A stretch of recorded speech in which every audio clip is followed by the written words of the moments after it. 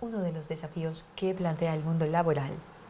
Sobre todo, vale la pena hablar de eso ahora que vemos funcionarios públicos, trabajadores del Estado, rechazar una ley, rechazar una reforma que empezaría por beneficiarlos a ellos. Vale la pena apreciar desde el mundo laboral uno de estos nuevos desafíos, que es cómo hacer compatible el trabajo y la familia. Nos acompaña esta noche la doctora Nuria Chinchilla. Ella ha sido nombrada Mejor Mujer Directiva del Año por la Federación Española de Mujeres Directivas, Ejecutivas, Profesionales y Empresarias, la FEDEPE. Nuria trabaja en la Escuela de Negocios del IES en Barcelona, en España, y es profesora visitante del PAD, la Escuela de Dirección de la Universidad de Piura.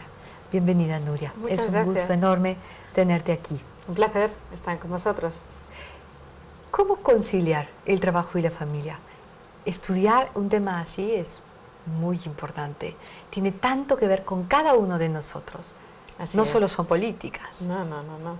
Así es. Lo bonito de este tema es que todos tenemos que hacer algo para que eso sea factible.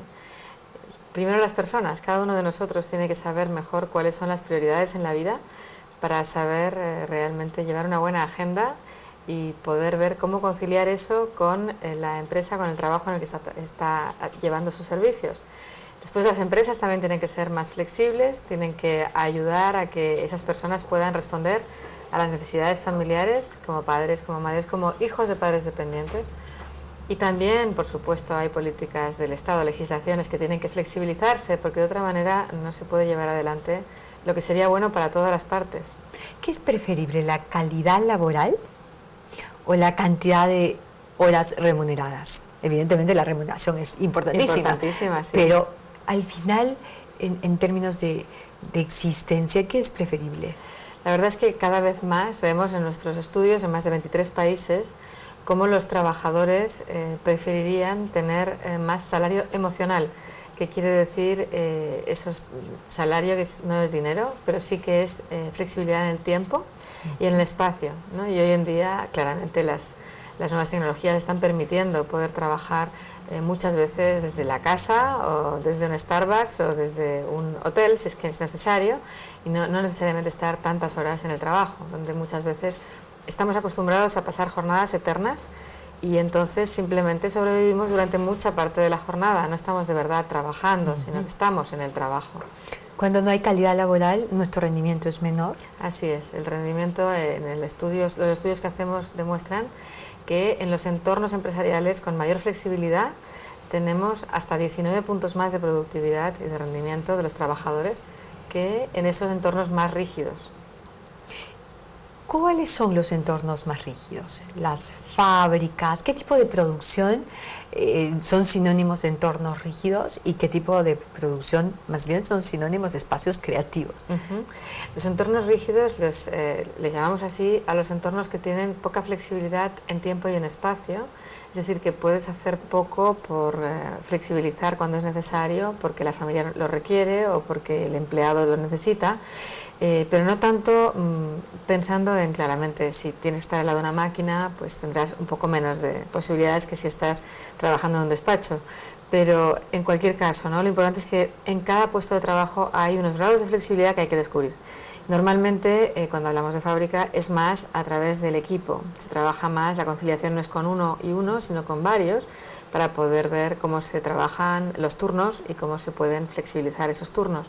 Cuando hablamos de trabajo de despacho, la gran mayoría se puede hacer desde cualquier otro lugar, gracias a las tecnologías. Claramente el trabajo creativo, pues todavía más, lo podemos hacer desde la playa, si hace falta, ¿no? Exactamente. ¿Quién es el empleador más rígido, el Estado o el empresario privado? Bueno, en fin, hay todavía mucho empresario privado que sigue pensando que más tiempo en el trabajo significa más compromiso y más productividad, cuando esto, ya digo, es justo lo contrario. La gente que pasa tantas horas acaba siendo menos creativa y por tanto, pues, peor para lo que es la empresa, ¿no? Y menos sostenible en el tiempo. Pero sí es cierto que el Estado en ese sentido todavía tiene muchas leyes que cambiar para mejorar esa flexibilidad necesaria para que los que allí trabajan sean mejores trabajadores y sean mejores padres de familia. De hecho, hemos trabajado últimamente con la ONP, hemos hecho un estudio muy interesante sobre qué tal van de flexibilidad, y realmente lo que pueden mejorar o lo que podrían mejorar va a depender de las leyes. Entonces, ahora están pensando a ver si eso pudiera cambiarse, porque realmente es necesario para todos. Has dicho algo que me parece fundamental. La calidad laboral garantiza una calidad familiar. Sí, señora, así es. La calidad laboral está permitiendo que las personas que allí trabajan luego puedan ser padres o madres de familia, porque lleguen a casa con el tiempo y la energía suficiente para tener hijos y para educarlos. Que de otra manera ni se tienen hijos ni puedes luego educarlos. Estamos más en un hotel que en un hogar, ¿no? En una convivencia de hogar y construyendo hogar. ¿Y cómo se puede generar una cultura enriquecedora en las organizaciones? Pues hay tres patas, ¿no? La primera serían las políticas de flexibilidad que tienen que escribirse de alguna manera. Los trabajadores tienen que saber a qué tienen derecho, que pueden ser políticas de flexibilidad de entrada y de salida, tener entre media hora, una hora o 2 horas de tiempo para entrar, de modo que no haya que estar en los embotellamientos, que se pueda llevar los niños al colegio, y lo mismo a la salida. Entonces, eso no es trabajar menos, es trabajar mejor y con más inteligencia, ¿no? También el tema de flexibilidad en los tiempos, como digo, en los espacios también, ¿no? De dónde trabajar, si 2 tardes puedes quedar en casa, trabajando desde casa, o una mañana, o algunas horas más durante la semana. Esas son políticas. Pero luego viene todo el tema importante: ¿quiénes son los supervisores? Los que aplican esas políticas en el día a día cuando hay alguien que las necesita o las pide. Y ahí es el gran punto de reto que tenemos en las empresas, porque muchos de los mandos intermedios han tenido mucho éxito siendo muy rígidos. Todo el mundo entra a la misma hora, sale a la misma hora, plantillas, todo muy cerrado, y no se dan cuenta de que el siglo XXI es el siglo de la F. O somos flexibles o estamos muertos. No hay sostenibilidad futura si no somos flexibles, porque lo único que es rígido es lo que está muerto, como esta mesa, ¿no? Las personas no lo estamos, no lo somos. Entonces, la F de flexibilidad, la F de feminidad, tenemos que meter valores femeninos en el liderazgo, porque hasta ahora hemos tenido un ojo cerrado, que es el femenino. Hemos trabajado solo con el masculino durante 2000 años casi. Eso es súper interesante, explícanos qué significa. ¿Verdad? Y después la F de familia, porque si no tenemos en cuenta que la gente que trabaja allí además es miembro de una familia, pues tampoco podremos ser sostenibles, como digo. Y luego, ese supervisor, y me perdonas, y la última es la cultura, ¿no? La cultura sería, bueno, cómo conseguimos que esté bien visto marcharse a una hora decente, aunque el jefe se quiera quedar hasta no se sabe qué hora, pero no por eso yo me tengo que quedar si he acabado con mi trabajo. Entonces, sí, he acabado con mi trabajo. Claro. Claro.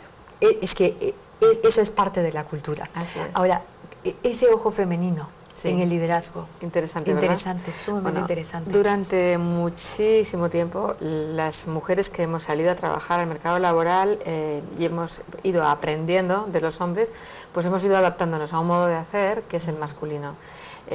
Gracias a Dios, pues creo que hemos podido aportar alguna cosa, ¿no? Desde la feminidad, pero algunas para poder llegar, han sido mimetizadas, o mimetizando ellas a los varones, de modo que al final no han aportado la feminidad, sino han cogido la parte más negativa de lo masculino. Entonces, pienso que claramente necesitamos integrar la parte femenina, que es la parte más de humanizar la empresa, de llegar a los detalles, de anticipar las consecuencias, de la economía del cuidado, más que de la economía solo de resultados a corto plazo, y más la economía también de la abundancia, que no tenemos problema en la idea esta de la escasez, ¿no? De si tú tienes el poder no lo tengo yo, sino que nos gusta más trabajar en equipo, nos gusta más pues estar escuchando cuáles son las necesidades, cuáles son las nuevas alternativas que la gente propone, y por eso nos gusta la diversidad. Entonces pienso que en el siglo XXI o estamos abiertos a todo eso, y por tanto ojalá los hombres también adopten algunos de estos valores más femeninos, o esto no va a llegar a donde tendría que llegar, que sería a los máximos para todos, ¿no? Pero las mujeres ejecutivas son más masculinas en su rigidez y en su rigor que los hombres muchas veces. Sí, cuando adoptan el papel masculino realmente pueden ser terroríficas, porque son mucho peores que ellos. Nosotros podemos ser realmente mucho peores por muchos motivos, porque, bueno, esto ya lo dice la neurociencia, ¿no? Tenemos el cerebro que funciona de un modo un poco diferente, y con eso se puede llegar a máximos en todos los sentidos, a máximos de bondad y a máximos de maldad. Entonces, no es que haya mala intención, pero digo, hemos a veces imitado demasiado los modos de hacer el valor, incluso el modo de vestir.